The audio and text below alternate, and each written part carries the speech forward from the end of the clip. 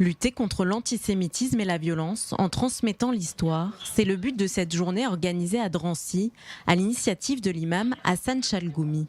Il y a quelques gens qui sont là, nos amis. Oui, part en Israël.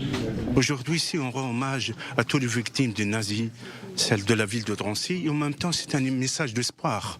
C'est un message d'amitié et de fraternité entre des jeunes musulmans, des imams, des rabbins, toutes confessions qui sont là pour montrer le mieux vivre ensemble, l'espoir dans un contexte un peu exceptionnel, politique et aussi dans une guerre avec l'Ukraine. Au programme, visite du musée du mémorial de la Shoah en présence de l'ambassadrice israélienne en France.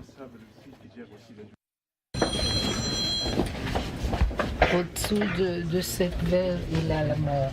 Camp d'internement dans la déportation des Juifs de France, la cité de la Muette a eu un rôle central. C'est d'ici, à Drancy, que 80% des Juifs français ont été déportés. Une des premières sorties officielles de l'ambassadrice israélienne marquée par l'atrocité de l'histoire donc, mais sous le signe de l'unité.